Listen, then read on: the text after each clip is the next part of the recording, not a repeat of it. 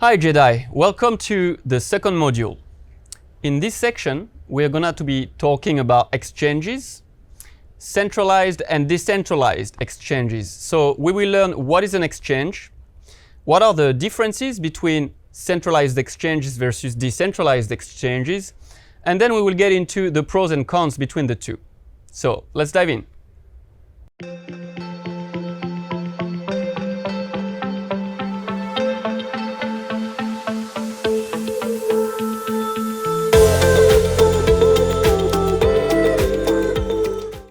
Would you like to start, Alex? Or would you like me to start? So Fabrice, what is an exchange?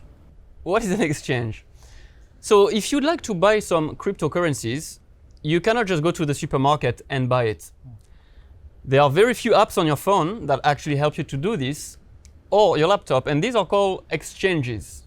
An exchange, as the name suggested, is a place to exchange something for something else. So in this case, we would try to exchange our US dollars or euros or whatever currency you use and buy our first Bitcoin or Ethereum, which are usually the first assets, digital assets that people get into. So an exchange helps you to do other things as well. For instance, you can acquire and trade different coins. You can also do some trading on an exchange, meaning you can buy at different price levels and sell at different price levels. You can do this manually or in automated fashion. Basically, an exchange is going to be kind of a website to buy your cryptocurrencies. Amazing. And then we have centralized and decentralized. So a centralized exchange, it looks more like your familiar bank account, the way you log into it. It's going to be you put an email address and a password, and you send your documentation, your ID, and you get access to that website. And really, when you put your money there, you give your money to that centralized exchange, and they allow you to trade, to do all kinds of transactions. With the decentralized exchange, the main difference is what you call also non-custodial, which is you actually own your own keys, you own the security of it, and you actually really own your coin. And then you can have more challenges when you want to trade. We'll dive into this. But the idea is that no centralized entity holds your cryptocurrency. It's an algorithm that's done where you can still trade, exchange in what you call a trustless fashion. So you don't have to trust a third party to take care or to hold your coins. So in essence, as the name suggests once again, a centralized exchange is still involving a third party. And this comes with pros and cons. We'll talk about this in a second. The decentralized exchange means that you become fully responsible for your investment. And this also comes with pros and cons. So should we get into that? Yeah.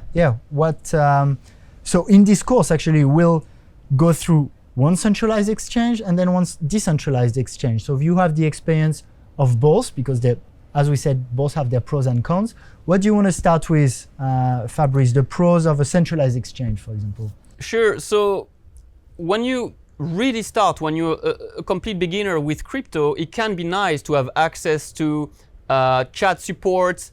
It can be nice to have an interface that is user-friendly. However, they will ask the know your customer, process, which is they want to verify who you are to prevent obviously money laundering and all sort of dangerous activities. But the thing with cryptocurrencies is, in essence, we would like people to get responsible for their money, for the wallet in which they keep their money into, and that's what the centralized exchange offer. They offer you a very rapid, very quick way to buy and sell. You don't need to sign up with anything or anyone.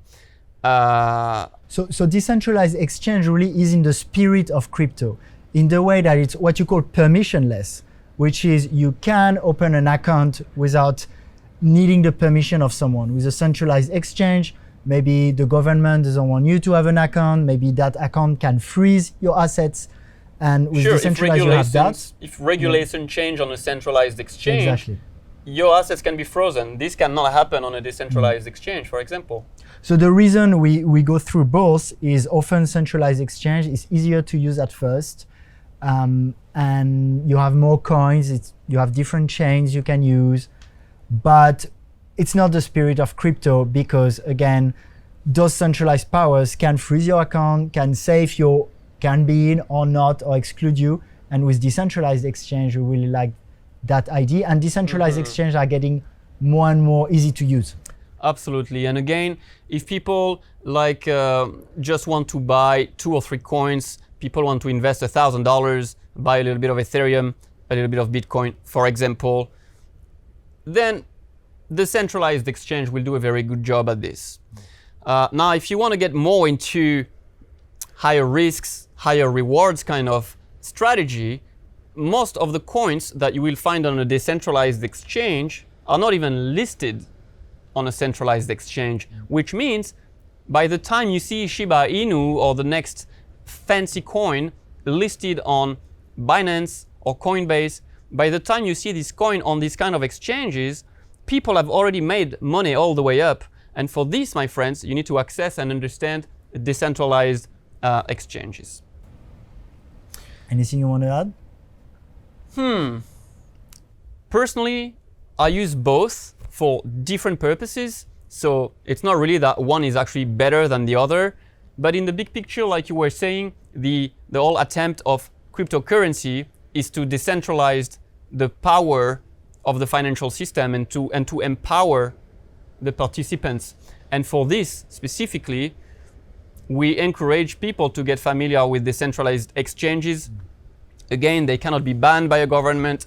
They cannot be stopped or controlled. It's kind of a bit of a rogue, revolutionary social experiment.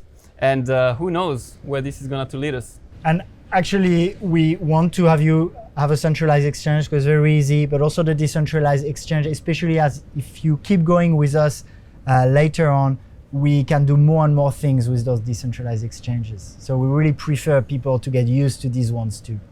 For sure, they open way more doors and opportunities, absolutely. So these conclude this first section, and see you in a minute.